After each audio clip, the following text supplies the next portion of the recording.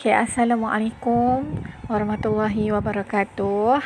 Anak-anak murid semua tahun 5 dan 6. Okay, kali ni saya terpaksa buat kelas secara offline di platform YouTube. Okay, sebelum tu saya nak tanya anak-anak semua sihat ke? Saya harap semua sihat walafiat dan berada di rumah dan sentiasa menjaga kesihatan dan kebersihan. Okay. Okay, kita akan sambung pembelajaran kita tentang tajuk solat jamak dan qasar. Okey, untuk kelas kali ni kita akan sambung tajuk perkara yang membatalkan solat jamak dan qasar. Okey anak-anak, kita dah belajar tentang pengertian solat jamak, pengertian solat qasar. Perbezaan dia adalah solat jamak ni menghimpunkan dan solat qasar adalah meringkaskan, kan? Okey, jadi kita dah tahu dah beza solat jamak dan solat qasar. Okay, sekarang kita nak belajar tentang perkara-perkara yang membatalkan solat jamak dan qasar. Okey, ada 5. Kesemuanya ada 5. Okay, kita pergi satu persatu. Yang pertama, pemisahan terlalu lama antara dua solat jamak. Yang ni pun Ustazah dah ada terangkan sebelum ni. Okey, mari kita baca sama-sama. Contoh dia, Ahmad menunaikan solat zuhur sehingga selesai dan menangguhkan seketika solat asar yang ingin dijamak untuk menyelesaikan urusan lain. Okey. Okey, ni perkara-perkara yang boleh membatalkan solat jamak dan qasar dah. Dia ada permisahan terlalu lama dekat antara dua solat jamak tu. Okey, contohlah dia sembahyang zuhur, kemudian ditangguh solat asar tu, dibuat perkara lain di tengah-tengah tu. Contohnya dia sembahyang zuhur, lepas tu dia berzikir ke, dia berselawat ke, lepas tu, ataupun dia buat benda lain lah, dia pergi ke kedai ke contohnya, lepas tu baru dia nak sembahyang jamak solat asar tadi. Jadi tak boleh dah. Tak boleh diselangi dengan perkara lain kat tengah tu. Lepas tu je sembahyang solat zuhur jamak tu, terus sambung solat asar jamak tadi. Tak boleh nak tengah-tengah tu nak buat benda lain dulu, tak boleh dah. Walaupun zikir dan selawat, sebab dia dikira ada pemisahan. Gitu. Okey, faham tu. Jadi tak boleh nak ada permisahan dah. Lepas je semaya, contohlah nak semaya jamak zuhur. Nak semaya jamak asar ke dalam waktu zuhur, kan? Jadi kita semaya zuhur, lepas je bagi salam tu, terus naik dan menunaikan solat asar tu. Terus dah. Jangan diselangi dengan benda-benda lain lah. Gitu. Okey. Boleh faham kan situ? Okey, yang seterusnya, nombor 2, tidak boleh berimamkan orang yang sempurna. Okey, macam mana ni? Okey, jom kita baca contoh dia.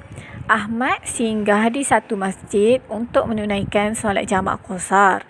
Pada ketika itu, jemaah sedang solat zuhur. Sekiranya Ahmad ingin solat qasar, dia tidak boleh berimamkan orang yang sedang solat sempurna tersebut. Okey. Contohlah dia pergi ke satu masjid, lepas tu dia tengok ada orang sembahyang jemaah, ada imam dan makmum, kan? Lepas tu dia nak join sekali sembahyang berjemaah tu. Sedangkan imam tu tengah menunaikan solat secara sempurna. Maksudnya sempurna 4 rakaat contohnya. Okey, contohnya imam tu tengah sembahyang zuhur 4 rakaat macam biasa. Sebab imam tu tak tak jamak, kan? Sebab dia bukan bermusafir contoh. Jadi orang yang bermusafir ni, Ahmad ni tadi, dia nak sembahyang qasar, dia nak sembahyang solat qasar. Dia nak pendekkan rakaat tu. Jadi dia tak boleh berimamkan dengan orang yang sedang solat sempurna tu. Tak boleh nak berimam dengan imam tadilah. Imam yang sempurna rakaat dia tadi. Sebab dia nak sembahyang qasar, dia nak ringkaskan ni. Gitu. Faham kat situ? Senang je kan nak faham dia. Jadi dia kena sembahyang ni lah. Jangan ikut dengan imam tu lah, sebab imam tu tengah sembahyang macam biasa 4 rakaat zuhur macam biasa. Dan dia ni dia nak qasar.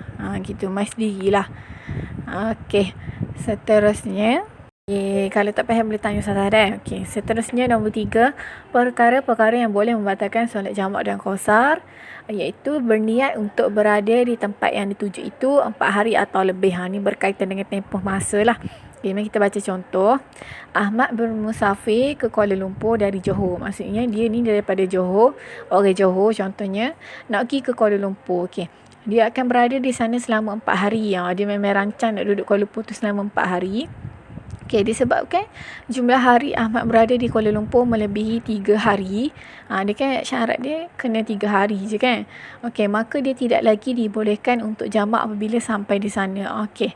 Jadi Ahmad ni dia daripada Johor, dia nak pergi duduk Kuala Lumpur sementara, tapi dia dah rancang untuk duduk di Kuala Lumpur tu selama 4 hari, bukan 3 hari. Jadi lebih dah. Lebih daripada ni lah syarat dia kan. Boleh duduk 3 hari kan, tak termasuk perjalanan pergi balik. Tak termasuk perjalanan pergi balik, 3 hari hok menetap di satu tempat tu je. Okey, jadi dia nak duduk Kuala Lumpur ni 4 hari. Dia memang plan, memang rancang nak duduk 4 hari. Jadi dia tak boleh lah. Dia memang rancang nak duduk 4 hari, jadi dia tak boleh bila dia sampai sana, sampai Kuala Lumpur saat ni, dia tak boleh dah nak jamak, nak sembahyang jamak qasar. Sebab dia memang rancang nak duduk 4 hari. Sebab syarat dia hanyalah 3 hari duduk situ. Tak termasuk perjalanan pergi balik. Okey, tapi Ahmad ni dia tak boleh sembahyang jamak dan qasar bila dia duduk Kuala Lumpur je. Tapi dalam masa perjalanan dia nak pergi Kuala Lumpur tu, dia masih lagi boleh melakukan solat jamak dan qasar. Gitu. Faham tak situ? Okey, apa dia tak boleh sembahyang solat jamak dan qasar di Kuala Lumpur? Sebabnya memang dia nak duduk 4 hari. Gitu. Kalau dia nak duduk situ 3 hari, jadi dia boleh nak sembahyang solat jamak dan qasar di Kuala Lumpur dan semasa perjalanan pergi balik tu. Gitu. Tapi bila dia nak duduk 4 hari sana, dia hanya boleh sembahyang jamak dan qasar apabila dalam perjalanan je lah. Pergi balik tu. Bila dah sampai sana, tak boleh dah. Gitu je lah. Okey, kita bagi contoh lain pula. Contoh lain. Katakanlah Abu ni dia nak pergi dia daripada Kelantan, dia nak pergi ke Pahang contohnya. Okey, dia nak pergi Pahang, dia nak pergi situ selama 3 hari. Dia memang nak pergi selama 3 hari duduk kat Pahang tu. Okey, jadi Abu ni boleh ke tak sembahyang solat jamak dan qasar dekat Pahang tu? Jadi boleh lah, sebab memang dia rancang nak duduk 3 hari. Okey, 3 hari duduk situ tak termasuk perjalanan pergi balik. Perjalanan pergi balik tu tak kira. Jadi Abu ni dia boleh buat solat jamak dan qasar dalam perjalanan pergi balik dan selama dia duduk di Pahang 3 hari tu saat ni. Gitu. Okey, yang seterusnya nombor 4, bermusafir dengan tujuan untuk melakukan maksiat. Okey, dia pergi tu memang dia plan ataupun dia rancang memang nak pergi melakukan maksiat kan. Contoh dia, Hamdi dan kawan-kawan ke Kuala Lumpur melebihi 2 marhalah. Okey, cukup dah 2 marhalah untuk bermusafir, untuk melaksanakan solat jamak dan qasar. Lepas tu untuk menyaksikan konsert yang melalaikan. Jadi dia gitu untuk tujuan maksiat. Okey, atas sebab tujuan maksiat itu, mereka tidak boleh melakukan solat jamak dan qasar. Okey, Hamdi dengan sayang-sayang dia ni pergi musafir ke Kuala Lumpur. Lebih dah 2 marhalah, tapi dia tak boleh melakukan solat jamak dan qasar. Sebab apa? Sebab dia gitu bertujuan untuk melakukan maksiat. Dia gitu sebab nak tengok konsert yang melalaikan. Jadi tak boleh juga. Ini pun perkara-perkara yang membatalkan solat jamak dan qasar. Situasi Hamdi tadi sama je lah. Kalau contoh dia nak pergi ke Genting Highland ke contoh, nak pergi berjudi. Jadi tak boleh juga untuk dia melaksanakan solat jamak dan qasar. Gitu dah. Dia kena tengok juga tujuan kita bermusafir tu. Adakah kita bertujuan musafir tu untuk melakukan perkara-perkara maksiat ke? Jadi kalau melakukan perkara-perkara maksiat memang tak boleh lah. Tak boleh nak sembahyang solat jamak dan qasar. Okey, yang seterusnya nombor 5, bermusafir yang kurang daripada 2 marhalah. Okey, itu pun saya tahu dah 2 marhalah tu apa kan? 2 marhalah ni jarak perjalanan tu nak pergi ke satu tempat tu lebih kurang dalam 89 km dah. Bila kita pergi jalan ke satu tempat tu lebih kurang 89 km, barulah kita boleh melaksanakan rukhsah solat ni, iaitu solat jamak dan qasar.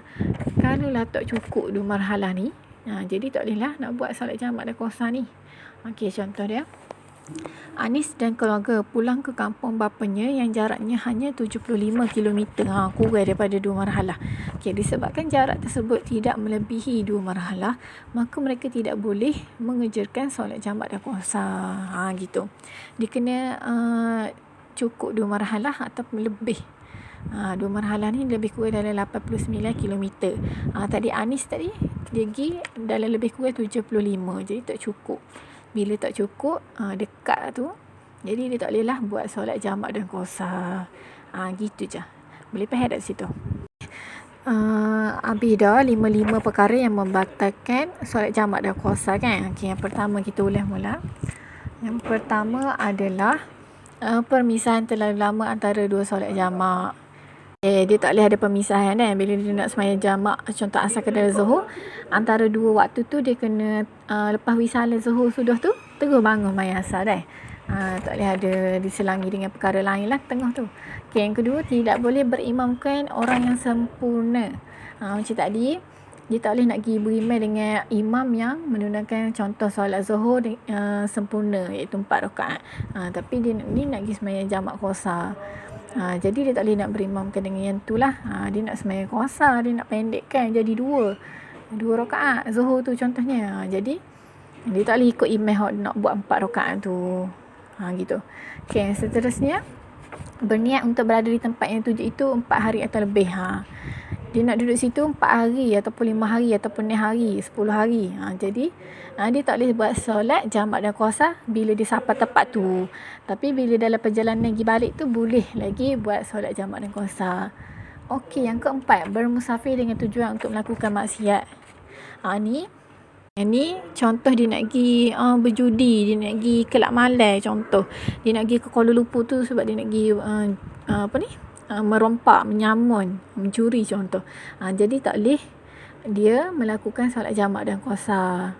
Dia tak dapat keistimewaan tu, solat jamak dan kosar tu. Sebab apa? Sebab tujuan bermusafir dia tu salah dah.